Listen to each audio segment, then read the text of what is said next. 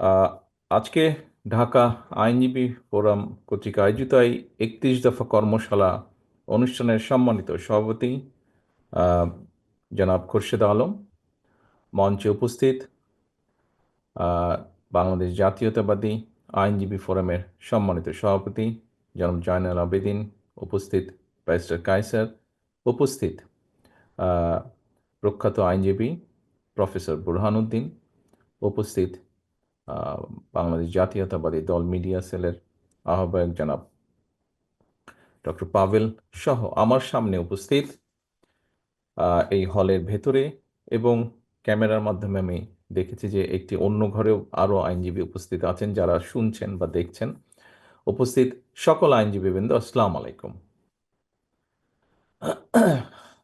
আপনাদেরকে প্রথমে আন্তরিক ধন্যবাদ জানাই যে এই অনুষ্ঠানটিতে আহ, কথা বলার সুযোগ হওয়ার জন্য আমার মনে হয় আপনারা ডক্টর পাভেলের কাছ থেকে আমাদের 31 দফার যেই পুরো বিষয়টি, এই বিষয়টি সম্পর্কে আপনারা এর মধ্যেই সম্পূর্ণভাবে মোটামুটিভাবে শুনেছেন এবং আমাদের লক্ষ্য কি, উদ্দেশ্য কি সংক্ষিপ্তভাবে উনি তুলে ধরেছেন খুব সুন্দরভাবে।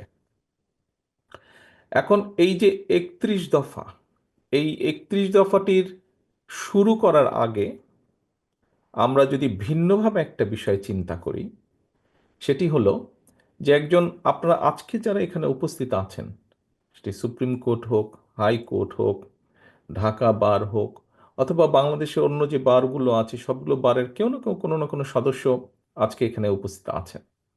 একজন আইনজীবী হিসাবে যদি আপনি একটু পিছনে ফিরে তাকান, তাহলে বিগত 15-16 বছর বা 17 বছর আমরা যদি সেই 111 থেকে ধরি, তাহলে আপনি আপনার যে সেক্টরটি, এই সেক্টরে কি অবস্থা হয়েছে, কি অরাজকতা হয়েছে, কি অবিচার, কি অন্যায় হয়েছে, এটি আপনাদের প্রত্যেকের মেমোরিতে রয়ে গিয়েছে, স্মৃতিতে রয়ে গিয়েছে। এখন প্রিয় উপস্থিতিবৃন্দ, ঠিক একইভাবে যেহেতু আপনারা এমন একটি পেশায় আছেন, আপনাদেরকে আপনার পেশাগত দায়িত্বের কারণে বিভিন্ন মানুষের সাথে আপনাদেরকে মিশতে হয়, কথা বলতে হয়। আপনি একজন লয়ার, কিন্তু লয়ার হিসেবে আপনাকে পেশাগত কারণেই ব্যবসায়ীর সাথে কথা বলতে হয়। আপনাকে পেশাগত কারণে ডাক্তারের সাথে কথা বলতে হয়, ইঞ্জিনিয়ারের সাথে কথা বলতে হয়, একজন শিক্ষকের সাথে কথা বলতে হয়, একজন গৃহিণীর সাথে কথা বলতে হয়, একজন ছোট মুদির দোকানদার হোক বা একজন ছোট ব্যবসায়ী হোক বা যে কোনো পেশার বা সাংবাদিক হোক, যে কোনো পেশার মানুষের সাথে কম বেশি কথা বলতে হয় আপনার পেশাগত কারণে। এবং সবার কাছ থেকে বিগত 15 বছর বিভিন্নভাবে আপনারা বিভিন্ন নির্যাতনের কাহিনী শুনেছেন, অত্যাচারের কাহিনী শুনেছেন, ডিপ্রাইভ, যেই শব্দটি বাংলাদেশে বহুল এখন জনপ্রিয় আলোচিত, বৈষম্য যেই শব্দটি, এই বৈষম্যের শিকার হয়েছেন বহু লক্ষ কোটি মানুষ এই বাংলাদেশের। আর বাংলাদেশ জাতীয়তাবাদী দল সহ যে সকল রাজনৈতিক দল স্বৈরাচারের সময় মানুষের অধিকার আদায়ের আন্দোলনে সোচ্চার ছিল, মানুষের অধিকার, রাজনৈতিক অধিকার প্রতিষ্ঠার আন্দোলনে সোচ্চার ছিল, সেই সকল দলের নেতা বা কর্মীদের কি অবস্থা হয়েছে তার চাক্ষুষ প্রমাণ হচ্ছে না আপনারা। অর্থাৎ আপনাদের এই সেক্টর সহ, আইন সেক্টর সহ, বিচার ব্যবস্থা সহ সর্বক্ষেত্রে একটি অরাজক অবস্থা ছিল, একটি ভঙ্গুর পরিস্থিতি হয়ে গিয়েছে, হয়ে গিয়েছিল না হয়ে গিয়েছে, অর্থাৎ এখনো ক্ষেত্র বিশেষে এটা চলমান আছে। প্রিয় উপস্থিতিবৃন্দ, এখানে বক্তারা উল্লেখ করেছেন আপনাদের কাছে, আমি যতটুকু জানি আপনাদের প্রত্যেকের কাছে একটি ছোট বুকলেটও পৌঁছে গিয়েছে বোধহয় বাই নাও, এই অনুষ্ঠানের শুরুতেই। এবং সেখানে যদি আপনারা দেখেন, সেখানে একটি ডেট লেখা আছে যে কবে আমরা প্রথম এই 31 দফাটি উপস্থাপন করেছিলাম দেশের মানুষের কাছে, দেশের সামনে আমরা উপস্থাপন করেছিলাম। প্রথমে এইটি 31 দফাটি 31 দফা ছিল না, এটি ছিল 27 দফা। এখানে বোরহান সাহেব খুব সুন্দরভাবে বলেছেন ওনার বক্তব্যে যে আমরা শহীদ রাষ্ট্রপতি জিয়াউর রহমান কর্তৃক ঘোষিত যে 19 দফা ছিল, সেখান থেকে আমরা নিয়েছি, যা বর্তমান সময়ের সাথে বা ভবিষ্যতের সাথে সামঞ্জস্যপূর্ণ। সময়ের সাথে কিছু কিছু জিনিস তো অবশ্যই পরিবর্তিত হয়। এরপরে আমরা ভিশন 2030 দেশনেত্রী বেগম খালেদা জিয়া যেটি উপস্থাপন করেছিলেন সেখান থেকেও নিয়েছি। আমরা প্রথমে এটিকে 27 দফা হিসাবে উপস্থাপন করেছিলাম। পরবর্তীতে আমাদের সাথে যে সকল গণতান্ত্রিকামী রাজনৈতিক দল ছিলেন তাদেরও মতামত নিয়েছি, তারাও কিছু কিছু মতামত নিয়েছেন। তারপরে আমরা এটিকে 31 দফায় নিয়ে আসি। 27 থেকে অন্যান্য যে সকল রাজনৈতিক আমাদের সাথে রাজনৈতিক দল ছিলেন আন্দোলনে, তাদের মতামতের ভিত্তিতে, তাদেরও কিছু সাজেশন ছিল, সেটার ভিত্তিতে আমরা 31 দফায় নিয়ে আসি। এখন এই 31 দফাটি আমরা প্রায় 2.5 বছর আগে দেশের মানুষের সামনে উপস্থাপন করেছি, দেশের সামনে উপস্থাপন করেছি। যেই পয়েন্টটি দিয়ে আমি আপনাদের সামনে আলোচনা, আমার বক্তব্যটি শুরু করেছি, যে প্রত্যেকটি সেক্টর কি অবস্থা হয়েছে সেটি কম বেশি চাক্ষুষ প্রমাণ আপনারা, সেটি বিভিন্নভাবে আপনারা সে বিষয়ে ধারণা আছে আপনাদের।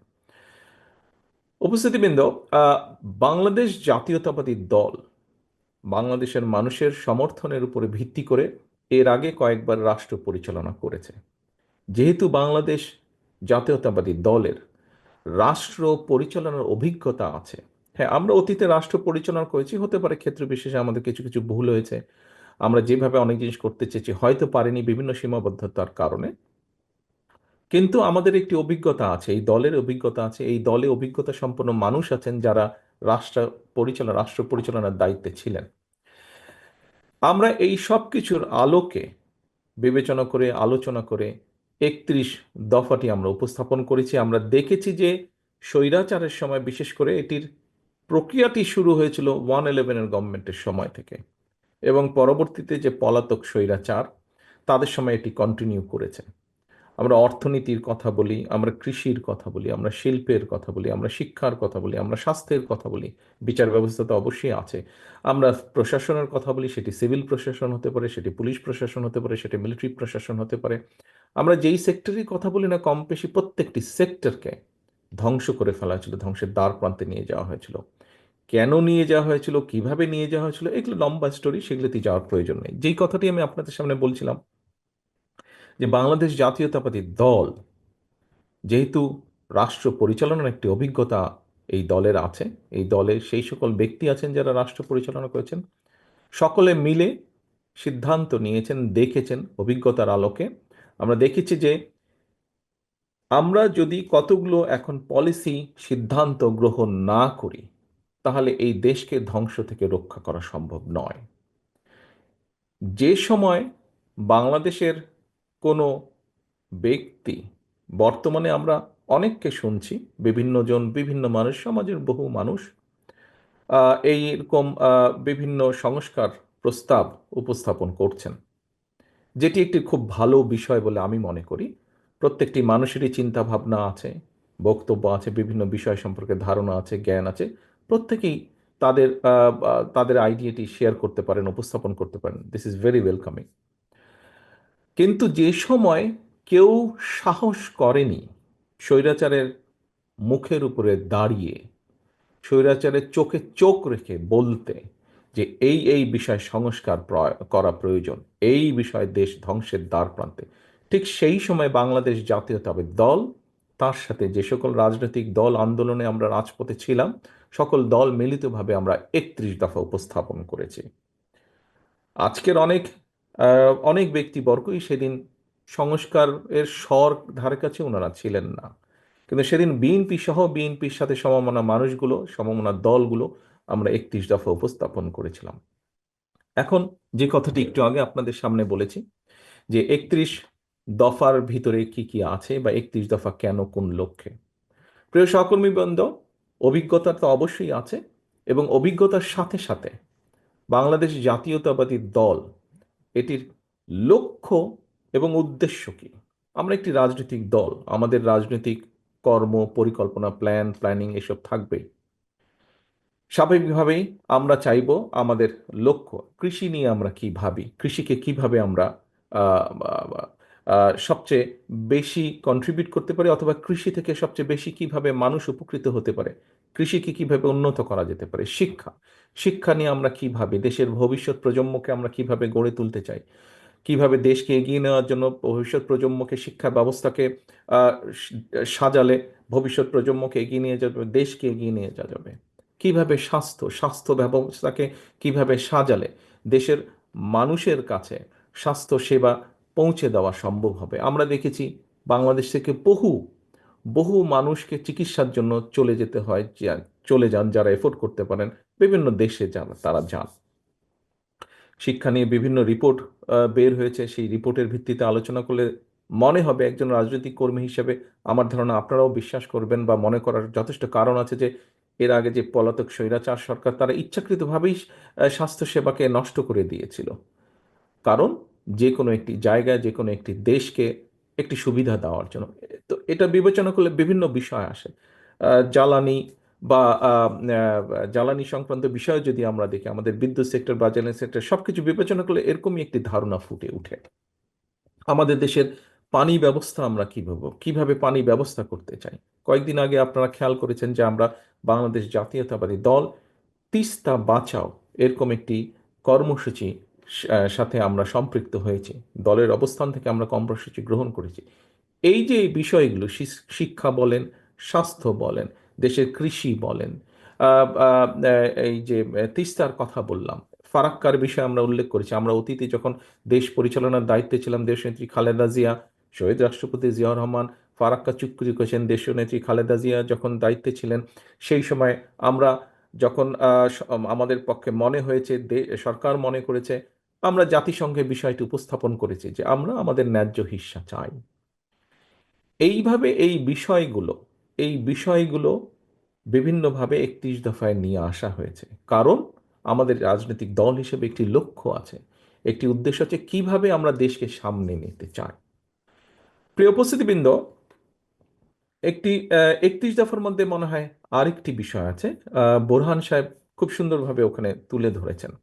একটি তো আছে এইসব কর্মপরিকল্পনা, যেখানে আমরা মানুষের, সে বেকার হোক, সেটি অর্ধশিক্ষিত হোক, অল্প শিক্ষিত হোক, শিক্ষিত বেকার হোক, বেকারদের কর্মসংস্থান কিভাবে করতে চাই, আমরা শিল্প ব্যবস্থাকে কিভাবে সাজাতে চাই। একটু আগে আমি বলেছি কৃষি, স্বাস্থ্য, এইগুলো সেক্টর, অর্থাৎ যেগুলোতে মানুষ সরাসরি উপকৃত হবে, যেগুলোতে মানুষ উপকৃত হবে, মানুষ স্বস্তিতে থাকবে, এরকম কতগুলো সাবজেক্ট আছে।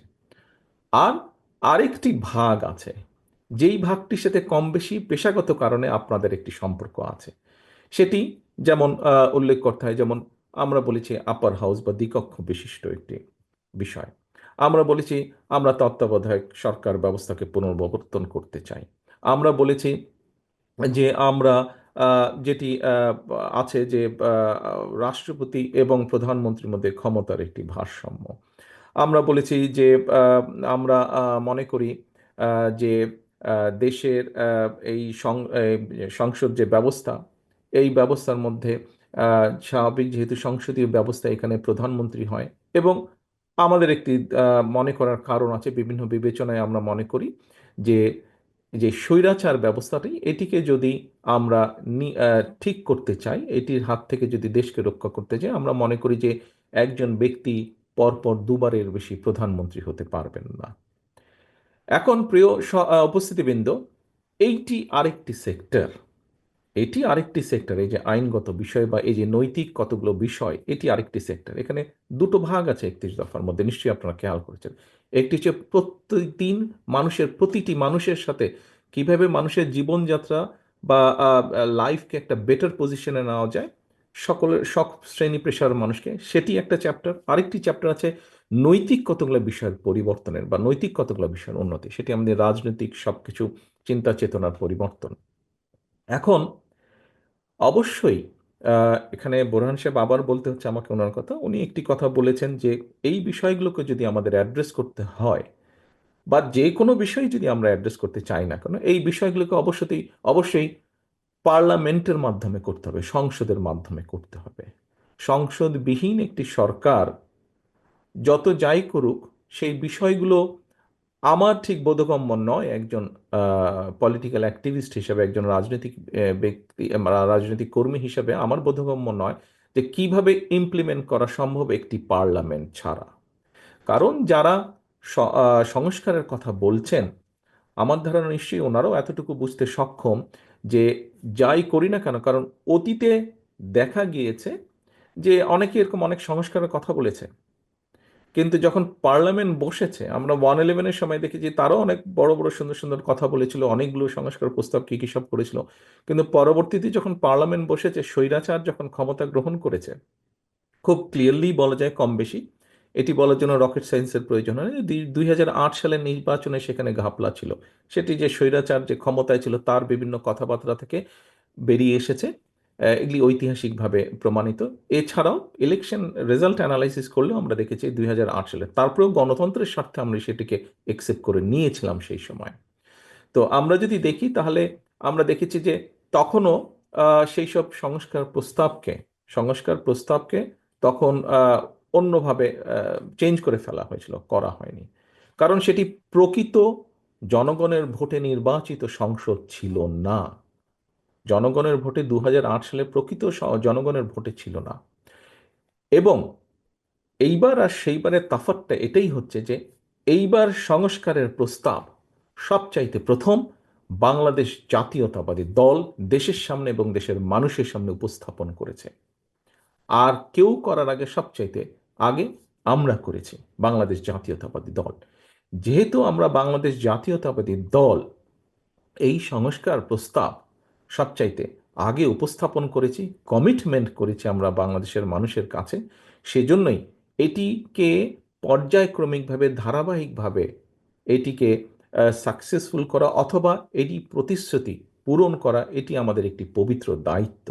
এবং এই পবিত্র দায়িত্ব যদি আমাদেরকে পর্যায়ক্রমিকভাবে বাস্তবতার নিরিখে আমাদেরকে এটিকে পূরণ করতে হয়, অবশ্যই একটি সংসদের প্রয়োজন আছে। কারণ সংসদ ছাড়া একটি নির্বাচন, যেই নির্বাচনের মাধ্যমে বাংলাদেশের মানুষ প্রকৃতভাবে তাদের রায় প্রদান করতে পারবে, সেই রায়ের মাধ্যমে যেটাই রেজাল্ট হোক না কেন সংসদের, স্বচ্ছ এবং স্বাভাবিক নিরপেক্ষ নির্বাচনের মাধ্যমে যেই রায়টি হবে, সেই রায়ের মাধ্যমে সংসদ যেটাই হোক না কেন, সেই সংসদ একমাত্র সংস্কার প্রস্তাবকে বাস্তবে রূপ দিতে সক্ষম হবে। প্রিয় উপস্থিতিবৃন্দ, বিভিন্ন ব্যক্তি, বিভিন্ন বিষয়, কোন নির্বাচন আগে হবে, কোন নির্বাচন পরে হবে, বিভিন্ন জনের বিভিন্ন দাবি হয়তো থাকতেই পারে, এটিতে থাকতেই পারে। কিন্তু আমাদেরকে আজকে একটি বাস্তবতা মনে হয় বিবেচনা করতে হবে। সেই বাস্তবতা, আমরা যদি আমাদের চারিদিকে তাকাই তাহলে আমরা একটি অস্থিরতা হয়তো লক্ষ্য করতে পারি। বিভিন্ন টিভি টকশো থেকে আরম্ভ করে বিভিন্ন ব্যক্তি যারা বিভিন্নভাবে তাদের রাজনৈতিক বক্তব্য উপস্থাপন করেন, বিভিন্ন মাধ্যমে, ইলেকট্রনিক মাধ্যম সহ বিভিন্ন মাধ্যমে, প্রত্যেক জায়গায় আমরা দেখছি যে একটি অস্থিরতা বিরাজ করছে। এই অস্থিরতা বিরাজ করার হয়তো একটি মূল কারণ হতে পারে যে স্বাভাবিকভাবেই এই মুহূর্তে অন্তর্বর্তীকালীন সরকার আছে, এবং অন্তর্বর্তীকালীন সরকারের আমরা মনে করি মূল দায়িত্ব হচ্ছে, অন্তর্বর্তীকালীন সরকারের মূল দায়িত্ব হচ্ছে সেটি, অর্থাৎ দেশের মানুষ যেই সিদ্ধান্ত নিতে চায় সেই সিদ্ধান্তের সাথে একমত পোষণ করা এবং দেশের মানুষকে তার সিদ্ধান্ত নিতে সহযোগিতা করা, সেই ব্যবস্থা করা, রাজনৈতিক সিদ্ধান্ত গ্রহণ করতে সহযোগিতা করা, এটি হওয়া উচিত তাদের মূল লক্ষ্য। আমরা আহ, লক্ষ্য করছি যে বিভিন্ন কথাবার্তা, সরকারের বিভিন্ন ব্যক্তির বিভিন্ন কথাবার্তা থেকে আমাদের কাছে মনে হচ্ছে তারা, এবং বিভিন্ন ব্যক্তির আলোচনা থেকেও ফুটে উঠছে যে তারা সম্ভবত তাদের লক্ষ্য থেকে কিছুটা হলেও বিচ্যুত হচ্ছেন ক্ষেত্র বিশেষে। এবং বিভিন্ন স্টেটমেন্ট থেকে, বিভিন্ন ব্যক্তির বিভিন্ন স্টেটমেন্ট থেকে বিভিন্ন রকম কনফিউশনের তৈরি হচ্ছে, বিভিন্ন কনফিউশন তৈরি হচ্ছে, মানুষ বিভিন্নভাবে কনফিউজড হচ্ছে। প্রিয় উপস্থিতিবৃন্দ, খুব স্বাভাবিকভাবে রাজনীতিতে যখন কনফিউশন থাকবে, অস্থিরতা তখন দেখা দিবে আমাদের, এবং এই অস্থিরতার কারণে প্রত্যেকটি দেশের প্রত্যেকটি মানুষ সমস্যার সম্মুখীন হবে। কারণ যখনই রাজনৈতিক অস্থিরতা থাকবে, রাজনৈতিক স্টেবিলিটি যদি আমরা এনশিওর করতে না পারি, তাহলে আমরা যে যত সংস্কারই ঘোষণা করি না কেন, যে যত নীতি গ্রহণ করি না কেন, কোনোটি সাকসেসফুল হবে না। রাজনীতি অস্থির হলে এটি এফেক্ট করবে অর্থনীতিতে, এবং অর্থনীতি এফেক্ট করবে সব কিছুকে, অর্থনীতি এফেক্ট করবে সব কিছুকে। সেই জন্যই অর্থনীতি এফেক্ট করবে, এমনকি আপনারা যারা আইন পেশার সাথে সম্পৃক্ত আছেন, আপনার পেশাকে এফেক্ট করবে খুব স্বাভাবিকভাবে। একজন ক্ষুদ্র মুদি দোকানদার বলি, একজন রিক্সা চালক বলি, একজন সিএনজি চালক বলি, একজন মাঝারি ব্যবসায়ী বলি, আহ, যে কারো কথাই বলি না কেন, প্রত্যেকটি ক্ষেত্রে কিন্তু এফেক্ট করবে এবং প্রতিটি মানুষ ক্ষতিগ্রস্ত হবে। সেই জন্য আমাদের মূল লক্ষ্য হওয়া উচিত, অন্তর্বর্তীকালীন সরকার সহ প্রতিটি মানুষের আমাদের মূল লক্ষ্য হওয়া উচিত অবশ্যই দেশকে আগামী দিনে একটি যত দ্রুত সম্ভব একটি স্টেবল স্থিতি অবস্থার কাছে নিয়ে আসা। আমরা যখন একটি স্থিতি অবস্থার মধ্যে নিয়ে আসব, সারা পৃথিবীতে যেটি গ্রহণযোগ্য বিষয়, যে রাজনৈতিক অস্থিরতা বলুন বা রাজনৈতিক আলোচনা বলুন, রাজনৈতিক তর্ক বিতর্ক বলুন, সেটিকে সংসদের মধ্যে নিয়ে আসা। সংসদই হচ্ছে সবচেয়ে বড় জায়গা, সবচেয়ে মূল জায়গা, যেখানে রাজনৈতিক বিষয়ে আলোচনা, সিদ্ধান্ত যাই হোক না কেন সেটি সংসদের মধ্যে হয়ে থাকে। আমরা যদি সংসদকে কার্যকর করতে যত দেরি করব, এই অস্থিরতা, এই তর্ক বিতর্ক সবকিছু তখন সংসদের বাইরে চারিদিকে ছড়াতে থাকবে। এবং সংসদের বাইরে যত বেশি এটি ছড়াবে, তত সব জায়গায় বিভিন্নভাবে অর্থনীতি থেকে শুরু করে সামাজিক অবস্থান থেকে শুরু করে সকল জায়গায় একটি অস্থিরতা দেখা দিবে, যা সামগ্রিকভাবে দেশকে ক্ষতিগ্রস্ত করবে। কাজেই প্রিয় উপস্থিতিবৃন্দ, আপনারা এখানে আছেন, আপনাদের নামের সাথে একটি লার্নের শব্দ সবসময় ব্যবহার করা হয় এবং এই কথাটি কম বেশি আমরা সবাই বিশ্বাস করি, এটির যথার্থতা আছে। সেজন্যই আজকে এখানে যেই উপস্থিতিবৃন্দ আপনারা উপস্থিত আছেন, আপনারা আহ, আমি মনে করি সমাজের একটা দর্পণ হিসাবে আপনাদেরকে আমরা বিবেচনা করতে চাই এবং সেই জন্যই আপনাদের এখানে বিশাল একটি ভূমিকা আছে। এখানে আপনারা এই পেশার সাথে যারা জড়িত আছেন, আপনাদের একটি বিশাল ভূমিকা আছে। কি সেই বিশাল ভূমিকা? সেই বিশাল ভূমিকাটা হচ্ছে যে, এই যে আমি যেভাবে আপনাদের সামনে উপস্থাপন করার চেষ্টা করেছি যে দেশে একটি স্থিতি অবস্থা প্রয়োজন আমাদের। স্বৈরাচার দেশকে যে অবস্থায় রেখে গিয়েছে, পলাতক স্বৈরাচার, দেশে অবশ্যই দ্রুত একটি স্থিতি অবস্থার প্রয়োজন। প্রিয় উপস্থিতিবৃন্দ, একটি কথা, আমি জানি না এই কথাটি কে কিভাবে গ্রহণ করবেন, তবে একটি কথা আমি মনে করি, দেখুন, তালি পাওয়া কথা বলা খুব সহজ ব্যাপার, কিন্তু ক্ল্যাপিং পাওয়ার জন্য এরকম রাজনীতির চটকদার এরকম অনেক কথা থাকে, কথা যেগুলো আমরা বলতে পারি, বাট বাস্তবতা বা বাস্তব কিন্তু অনেক ভিন্ন, অনেক রূঢ়। বাস্তবে আমাদেরকে অনেক বিষয়ে ডিল করতে হয় আমাদেরকে। আমাদেরকে বলতে আমরা বোঝাচ্ছি সকলকে আমাদেরকে মেনে চলতে হয়, বুঝে চলতে হয়। সেজন্যই আমি বলছি যে আজকে যেই কথাগুলো আমি বলার চেষ্টা করেছি আপনাদের সামনে, বলতে চাইছি আপনাদের সামনে, সেটি হচ্ছে যে আমরা যত দ্রুত দেশে একটি স্থিতি অবস্থা, মানে এইটি আগে করব না ওটি আগে করব, ওটি আগে করব না এটি আগে করব, এই তর্ক বিতর্ক যদি চলতে থাকে, আহ, তাহলে সামগ্রিকভাবে জাতি কিন্তু ক্ষতিগ্রস্ত হবে আরো বেশি। দেশ তো ক্ষতিগ্রস্ত হবেই এবং বিভিন্ন সমস্যা দেখা দিবে। সেজন্যই আমরা মনে করি, বিএনপির অবস্থান থেকে আমরা মনে করি, আহ, রাজনৈতিক দল হিসেবে আমরা মনে করি, একজন রাজনৈতিক কর্মী হিসেবে আমি মনে করি, দেশে যত দ্রুত সম্ভব একটি স্থিতি অবস্থা আনা সম্ভব, তত দ্রুত দেশকে ধ্বংসের কিনারা থেকে ধীরে ধীরে বের করে নিয়ে আসা সম্ভব, সরিয়ে নিয়ে আসা সম্ভব। অনেকেই বলে থাকেন, কোনো কোনো ব্যক্তি, আমি শুনেছি, অনেকের না বলেও কোনো কোনো ব্যক্তি বলার চেষ্টা করেন বা বলে থাকেন যে নির্বাচন হলেই কি সব সমস্যার সমাধান হয়ে যাবে?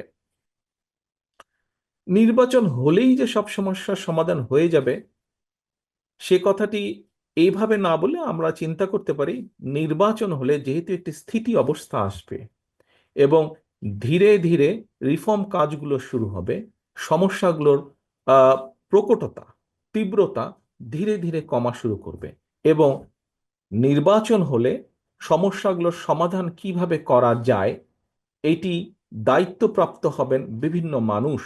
যখন দায়িত্বপ্রাপ্ত হবেন, স্বাভাবিকভাবেই তারা বসবেন, তারা আলোচনা করবেন, তারা কাজ করবেন।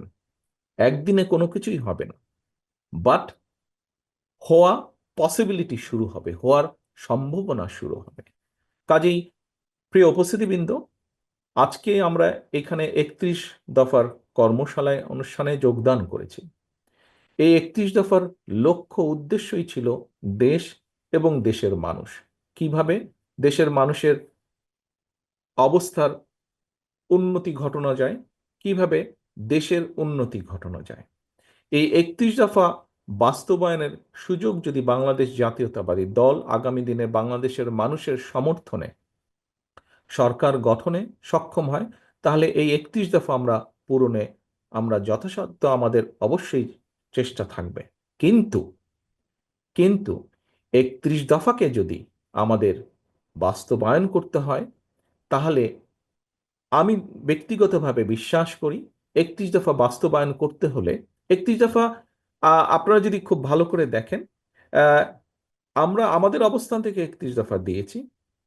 অন্তর্বর্তীকালীন সরকার বেশ কয়েকটি 6টি বোধহয় কমিশন গঠন করেছেন, তারাও বিভিন্ন বিষয়ে সুপারিশ দিয়েছেন। আপনারা যদি মিলিয়ে দেখেন দেখবেন খুব একটা বেশি তফাৎ নেই 31 দফার সাথে, খুব একটা বেশি ডিফারেন্স নেই। কিছু কিছু থাকতেই পারে, না থাকার কোনো কারণ নাই। তাদের কিছু কিছু বিষয় মনে হয়েছে ওনারা দিয়েছেন, এটা দিতেই পারেন ওনারা, কিন্তু মূল বা বেসিক বিষয়গুলোর মধ্যে কোনো তেমন কোনো পার্থক্য নেই।